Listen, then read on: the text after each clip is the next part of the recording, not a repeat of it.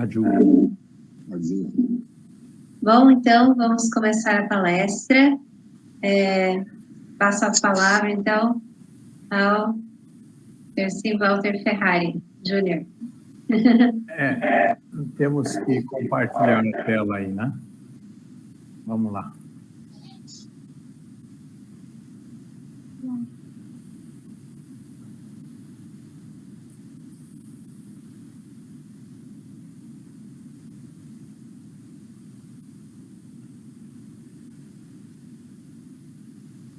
Ok, José? Alô? Perfeito, Sim, Walter. Já está aparecendo aí? Já está aparecendo, Então, vamos lá. Bom, boa noite a todos, pessoal. Eu sei que entre nós aqui, talvez possa ficar até mais fácil para mim, mais rápido para mim transcorrer o assunto. Mas os últimos dias é algo que é relatado dentro do mundo do nosso fundamento cristão, da esfera cultural cristã, né, que é um relato do último livro da Bíblia, do apóstolo de Jesus, João, que foi o único dos discípulos de Jesus que não foi martirizado. Ele ficou por um bom tempo e os seus últimos relatos, seus último livro de revelações, ele tem as visões do que aconteceria no fim dos tempos.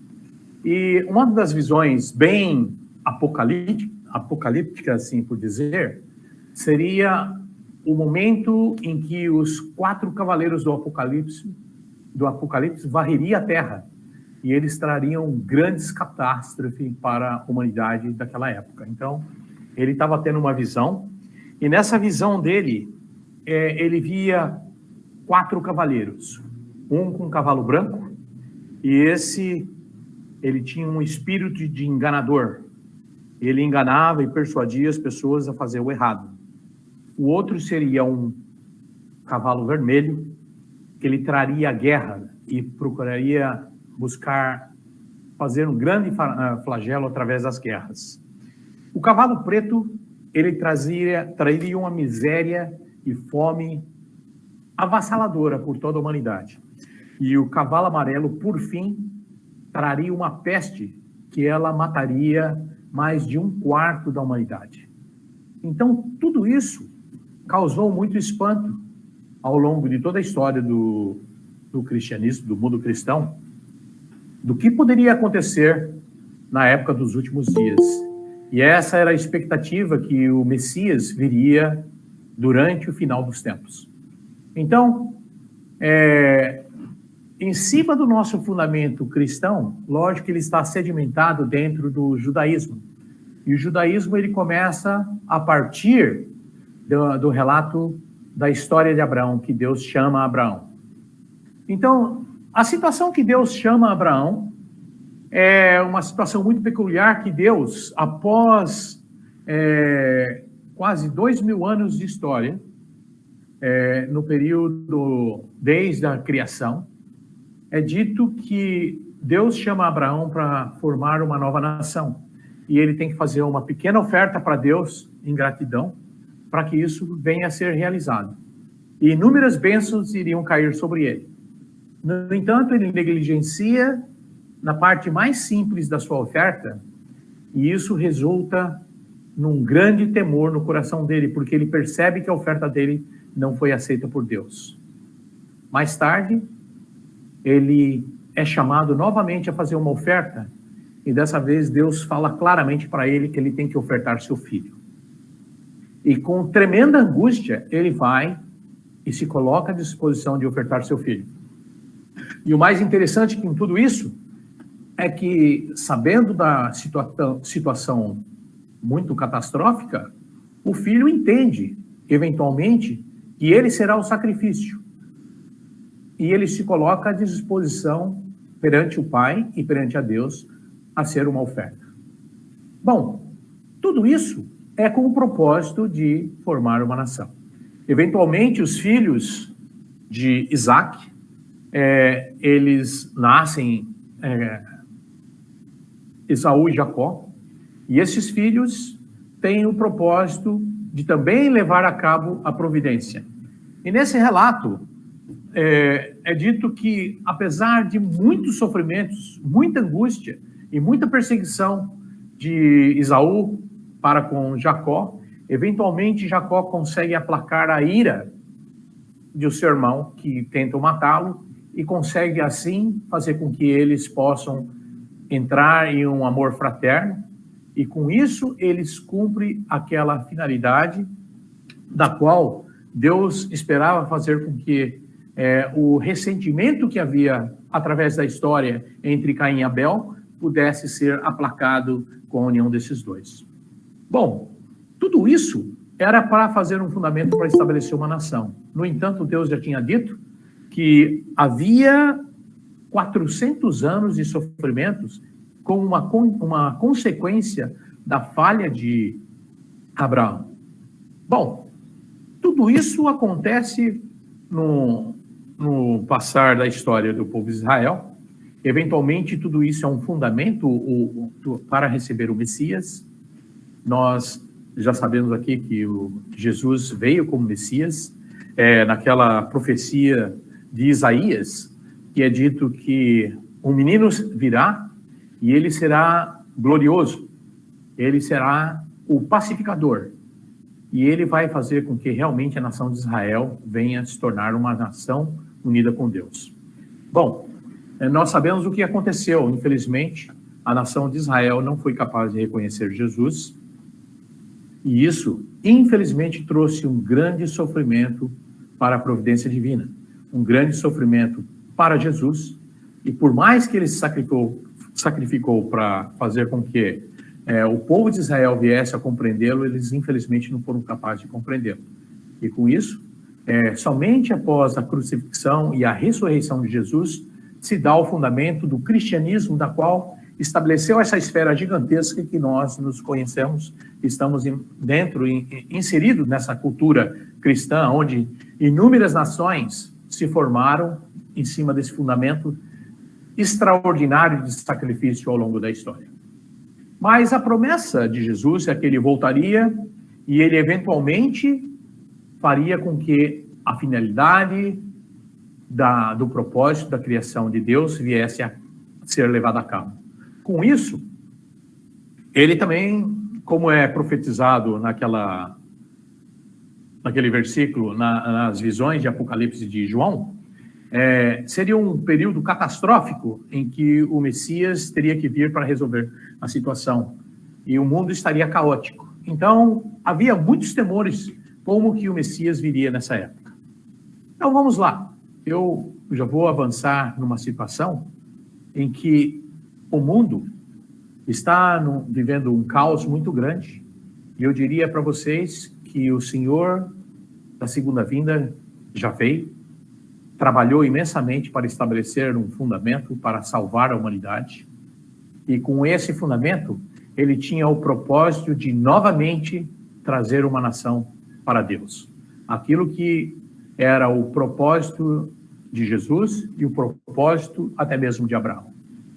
Bom, então, a circunstância da qual o Senhor do segundo advento vem, o mundo já está em uma esfera global, e o Senhor do segundo advento, na pessoa do reverendo Sam Nyamun, apesar de uma vida de tremendo sacrifício, ele vem galgando o seu trabalho, aumentando consideravelmente para que ele pudesse realmente, de uma maneira forte e substancial, conseguir preparar o fundamento para que uma nação de Deus viesse a ser reconhecida. É lógico que o cristianismo era o fundamento da qual ele deveria ser reconhecido, mas a gente percebe que Jesus menciona bem claro ao longo da história do cristianismo que não seria fácil para os cristãos reconhecerem o Messias em sua vida. Mas mesmo assim, o Messias vem como um advogado da verdade, desvendando toda a verdade. O reverendo Moon traz com isso uma revelação do livro O Princípio Divino, que ele relata de maneira clara e concisa a fórmula pela qual Deus trabalhou ao longo da providência da história humana e como Deus estaria trabalhando ao longo de sua vida e, eventualmente, até o fim dos tempos para levar a cabo a providência de salvação. Nesse encontro com Mikhail Gorbachev, que era o líder supremo do mundo soviético, nós podemos considerar que aí ele representa o mundo satânico, o mundo tipo Esaú, na mais alta esfera do mundo que nós nos encontramos hoje, na circunstância política. Mas qual seria a nação escolhida? A nação escolhida, eventualmente, seria a nação da qual o próprio Reverendo Moon nasceu, a Coreia. Com isso, o Reverendo Moon, através desse fundamento gigantesco que ele estabeleceu em nível mundial, ele é capaz de persuadir o coração do líder norte-coreano, que o recebe eventualmente. Nós não temos tempo aqui para transcorrer todo o sofrimento da vida do reverendo Sun Myung Moon, desde a sua infância até um período que ele é levado à prisão por um campo de concentração, quando a nação coreana se torna uma nação comunista, e ele é praticamente torturado com o propósito de ser executado. E isso se dá em 1950, quando, na idade de 30 anos, ele é levado a um campo de concentração, de trabalhos forçados, e eventualmente ele é liberto pelas tropas da ONU. E com isso, ele não conseguiu ali ser reconhecido no país dele. E ao longo de 40 anos, ele trabalha incessantemente para restaurar aquele fundamento, para que um dia ele pudesse libertar a nação dele do jugo de Satanás, da qual a nação coreana foi dividida entre norte e sul. E isso sempre foi reconhecido como um ponto nevrálgico e emblemático na política internacional. Bom, o propósito do Reverendo Moon, nesta época, era fazer com que a nação da Coreia do Norte e da Coreia do Sul pudesse se unir. Infelizmente, essa situação, por mais que o Reverendo Moon se esforçou para fazer isso, e até mesmo com a promessa do líder norte-coreano Kim Il-sung, que ele poderia estabelecer todas as circunstâncias de voltar para sua terra natal, de fazer com que grandes eventos pudessem trazer a paz e a prosperidade à nação dele, do Reverendo Moon e até mesmo do Kim Il-sung, essa circunstância estava aberta. No entanto, algo muito trágico aconteceu, que nós, o pessoal que acompanha o Reverendo Moon, sabe que algo que estava predestinado a acontecer, a bênção dos 30 mil casais na nação norte-coreana, não aconteceu. E ela foi transferida para a Coreia do Sul.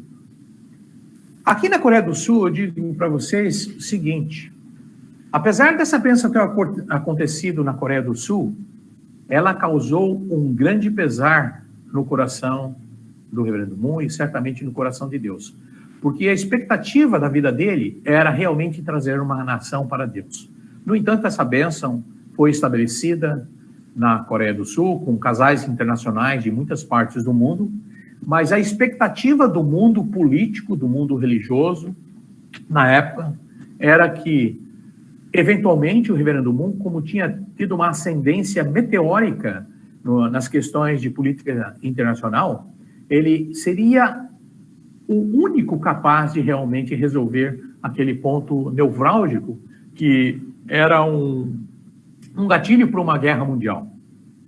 E a expectativa, tanto no governo sul-coreano, o governo japonês, o governo norte-americano, o governo da China, o governo dos Estados Unidos, era que finalmente uma pessoa tão controversa como o Reverendo Moon, numa religião assim que recebeu tanta perseguição, fosse capaz de resolver essa questão.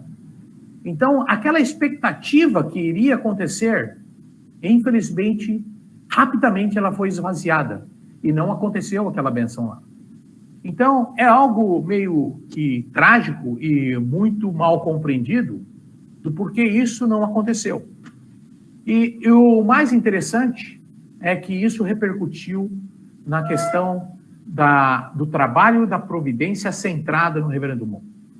A partir de então, 3 anos mais tarde, o Reverendo Moon ele dá início há um trabalho aqui na América do Sul, mais particularmente no Brasil, no estado do Mato Grosso do Sul, onde ele inicia um projeto chamado Projeto Jardim, e ele fala que ali ele está dando início aos próximos 40 anos da providência centrada no Senhor do Segundo Advento.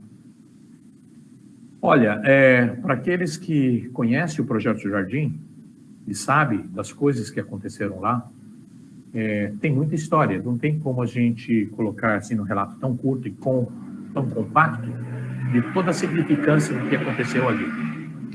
Mas, infelizmente, esse curso de 40 anos que dá início, que seria o segundo curso do Reverendo Moon, sendo o primeiro de 1952 a 1992, 3 anos mais tarde ele começa esse curso de 40 anos. E, infelizmente, com muitas dificuldades, o Projeto Jardim começa, tem extraordinárias experiências, cerimônias, campos sagrados estabelecidos para que realmente a humanidade possa reestabelecer a sua fé. E isso, infelizmente, o Projeto Jardim também vem a fracassar. E com isso, a providência no mundo centrada no movimento de unificação, ela tem um certo marasmo, um certo esvaziamento, uma certa dificuldade em todas as áreas. E isso se torna algo muito difícil para a providência caminhar passos largos. Porque o Reverendo Moon já está se tornando uma pessoa idosa. Mas apesar dele ter iniciado esse seu curso de 40 anos, o segundo curso de 40 anos, com a idade de 75 anos de idade aqui no Brasil, há relatos de muitas pessoas, inclusive do capitão do barco dele, que ele ficava impressionado com a estamina, a força espiritual e a vitalidade que o Reverendo Moon tinha aos seus 75 anos de idade. Bom, nesta época eu posso dizer a vocês que eu presenciei pessoalmente algumas pessoas que não tinham interesse que a providência viesse a suceder no Brasil. E sim, eles tinham a expectativa que a vitória viesse a acontecer na Coreia do Sul, que lá também tinha uma providência em paralelo, que era a providência de Champion, que eles conseguiriam colocar muito mais recursos lá do que aqui. E aqui, eventualmente, a situação foi se tornando um marasmo, com vários problemas políticos, de desunião, e o projeto, infelizmente, minguou. Bom, passando os anos, dando consequência aos anos, eventualmente, o Reverendo Moon, já numa idade muito avançada e querendo dar continuidade à sua providência, ele, eventualmente, na idade de 88 anos, ele finalmente encontra uma pessoa da qual possa ser o seu sucessor. E não é por mero, por exemplo, uma situação aqui que ele privilegia o seu filho caçula, em detrimento a outros. Não, é porque ele reconhece, e a própria igreja da Coreia, no momento, reconhece o trabalho extraordinário que seu filho caçula passa a fazer na sociedade coreana. Então, aqui ele fala o seguinte: eu estou nomeando meu filho mais novo como meu sucessor. A partir de agora, eu posso deixar alguém encarregado do meu trabalho em meu nome. Atualmente, não há ninguém entre os nossos membros da igreja para superar Hyun-jin, em seu padrão de fé ou de qualquer outra forma. Vocês entendem? Eu estou nomeando a ele. Então, quando o Reverendo Moon fala isso, ele fala isso perante todos os líderes. E a Igreja de Unificação é uma organização muito grande e poderosa, tanto financeiramente como um impacto político e espiritual em várias circunstâncias da nação coreana. No centro econômico, e ele coloca ele como seu sucessor. É óbvio que isso traz muito descontentamento a muitas pessoas que estavam se posicionando para se tornarem seu herdeiro. Mas o Reverendo Moon deixa claro que ele vai levar a cabo essa circunstância. Com isso, 2 dias mais tarde, o Reverendo Moon faz uma cerimônia de transição da sua autoridade para o seu filho mais novo. ele oferece uma oração que tem uma longa oratória de menção da responsabilidade que ele está transferindo ao seu filho, e ele faz com que isso se torne uma situação pública na Coreia. Então ele fala que, neste momento, hoje, nesta ocasião, em que eles podem herdar a autoridade como representantes e herdeiros, e podem representar os verdadeiros pais em todos os eventos. Isso é algo que surpreende muitos líderes mais próximos do Reverendo Moon, e até mesmo os irmãos mais velhos do Reverendo Moon, como os jovens, filhos de outros líderes que também o conhecem. Mais tarde, o Reverendo Moon, no ano seguinte, faz uma cerimônia muito mais elaborada, o coroando como o seu representante, como o seu rei, como se tornando o rei, da qual ele transfere toda a autoridade como o representante dos verdadeiros pais perante Deus. Então, ele fala nessa oração, nessa cerimônia, no contexto da cerimônia de coroação para o estabelecimento do reino sabático dos verdadeiros pais do céu e da terra e humanidade, ele reporta isso a Deus e transfere e passa as bênçãos dos verdadeiros pais para este casal. Então, isso é feita, essa cerimônia, 2 vezes e mais uma vez nos Estados Unidos. E é muito interessante que muitos dos líderes, eles questionam a razão do porquê que o Reverendo Moon faz essa cerimônia por 3 vezes. E ele deixa claro, é para não causar dúvida nenhuma dentre vocês e dentre todas as pessoas do mundo, que esse é meu herdeiro, que esse é meu representante. Bom, depois dessa cerimônia, o filho do Reverendo Moon acompanha o pai, trabalha com o pai dia e noite, praticamente 24 horas por dia, ele acompanhando o pai e dando assistência ao seu pai e herdando todo o conhecimento, tanto espiritual como o conhecimento providencial das coisas que devem ser feitas. E ele sabe muito bem das dificuldades da qual o Reverendo Moon tinha para transferir a providência para ele. Havia uma cerimônia que era para ter ocorrido na época de 13 de janeiro de 2013, da qual o Reverendo Moon faria a sua última cerimônia em vida, junto com os seus filhos, e seria o dia da fundação, da qual seria uma cerimônia que estaria dando estabelecimento ao início do reino dos céus aqui na Terra. Infelizmente, essa cerimônia, que era para ter ocorrido no dia 13 de janeiro de 2013, o Reverendo Moon veio a óbito no dia 3 de setembro de 2012. Houve uma consternação muito grande dentro do mundo religioso da Igreja de Unificação, e as pessoas ficaram perplexas com essa circunstância. O Reverendo Moon, ele teve uma pneumonia nos meses de agosto, e saiu do hospital, teve uma alta, conseguiu fazer vários relatos daquilo que ele achava importante, e eventualmente ele teve uma recaída, foi levado ao hospital e veio a falecer. As circunstâncias da morte do Reverendo Moon é algo também muito polêmico, muito trágico dentro do círculo íntimo da Igreja de Unificação, do movimento de unificação.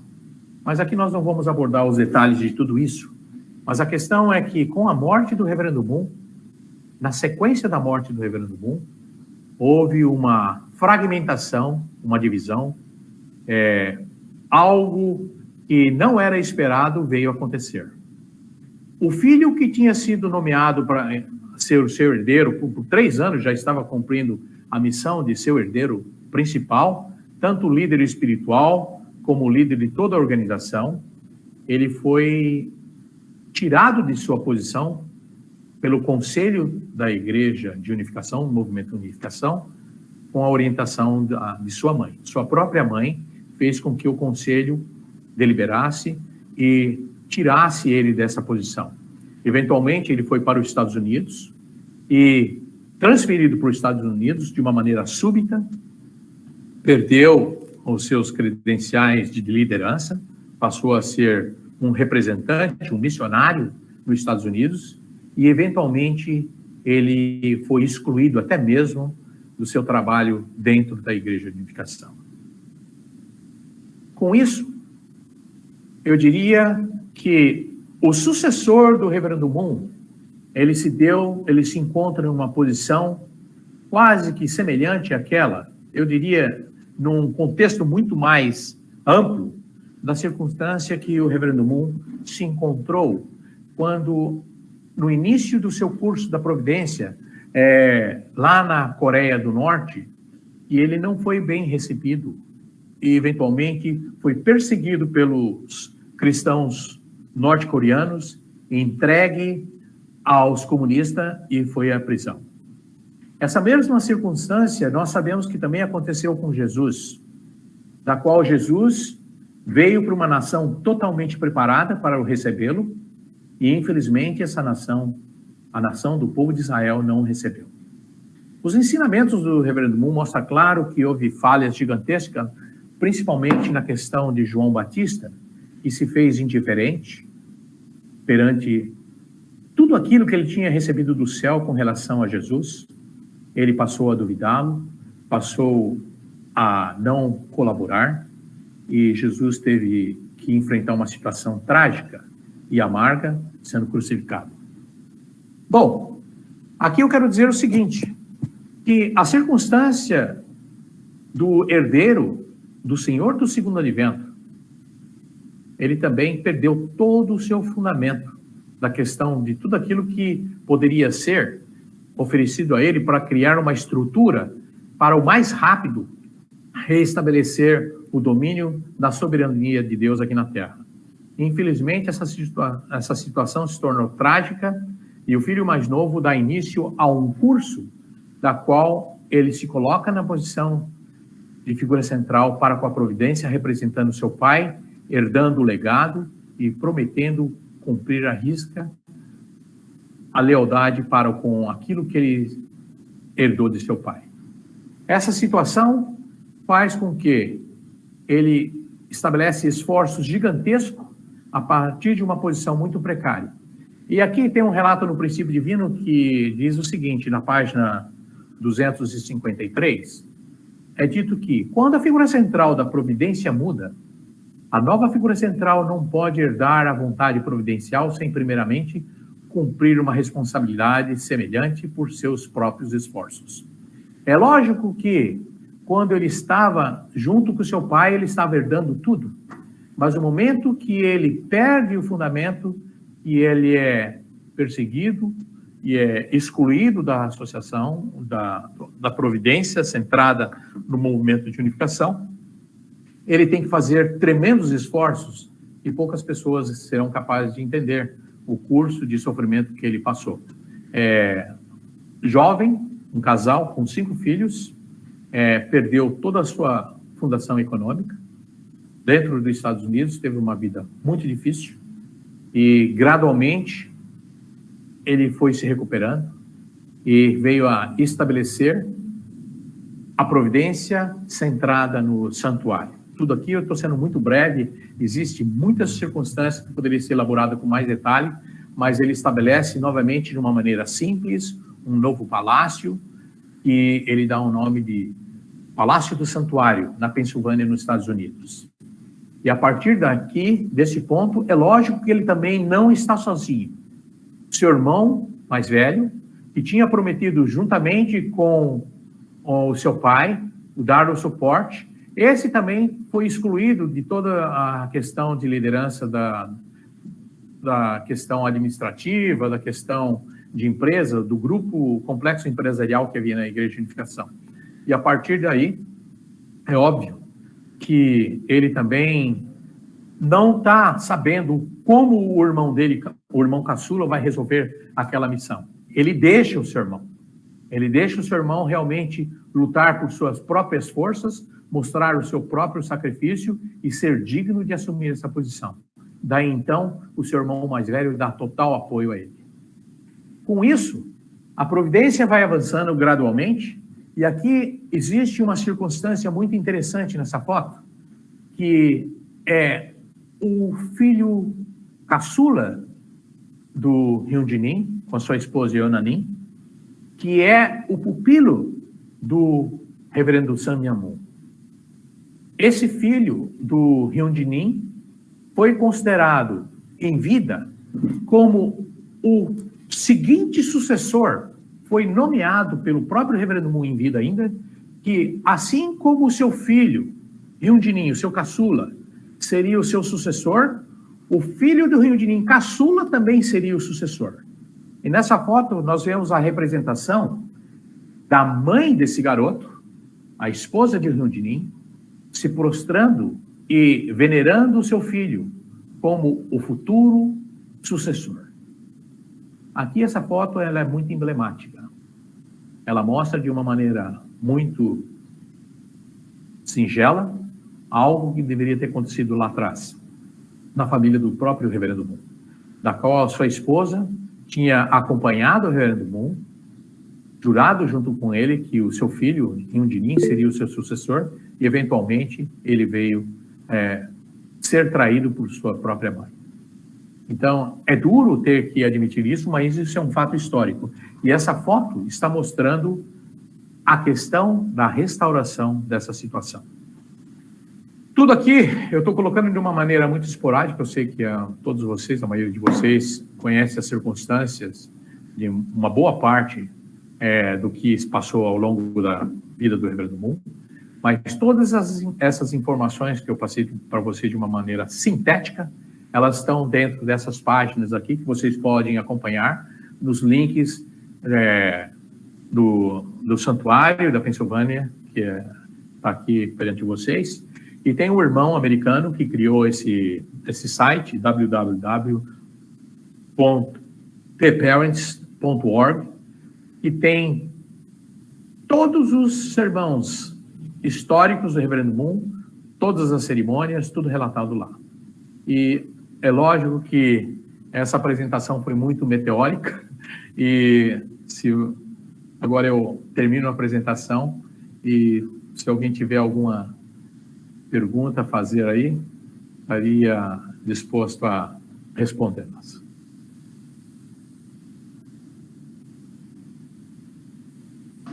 Muito obrigada, Sr. Walter. Excelente apresentação. Obrigada pelas palavras. E, por favor, né, fiquem à vontade para comentar, fazer perguntas. Agora que eu estou vendo vocês, eu sinto mais à vontade, porque ali eu só estava vendo os slides. Então, eu diria para vocês o seguinte: eu sei que essa apresentação, num período de 30 minutos, devido ao nosso tempo começado um pouco atrasado, ela levanta muitas polêmicas, muitas questões. Eu sei que talvez nós não teremos o tempo hábil para tudo isso, mas está aí o material, vai ficar gravado, não sei se a Gilceia gravou ou não. Se não gravou, eu vou passar os links. Isso daí é de suma importância para todos vocês. Considere o seguinte: se foi difícil para Jesus, ok? Convencer o povo judeu, após uma falha monstruosa com João Batista, se foi difícil para o reverendo Moon, eventualmente, explicar a falha do povo judeu, explicar a falha do povo cristão, para que ele viesse a ser reconhecido, imagine a circunstância difícil que é agora para o seu filho herdeiro explicar todas essas circunstâncias de falha, tanto no movimento, da qual o Senhor do Segundo Advento entrega para ele. Ele tem que explicar as questões das falhas do povo cristão, explicar as questões da falha do povo judeu e fazer com que nós todos venhamos a ter um entendimento. Então, a circunstância realmente, quando eu falo do apocalipse que nós estamos vivendo, do flagelo do bombardeio que nós estamos vivendo psicologicamente, nos valores, do desmoronamento dos valores, as circunstâncias que nós estamos vivendo é em função desse acúmulo de falhas da qual a providência divina está enfrentando. Mas eu diria para vocês o seguinte: essa situação, ela será levada a cabo.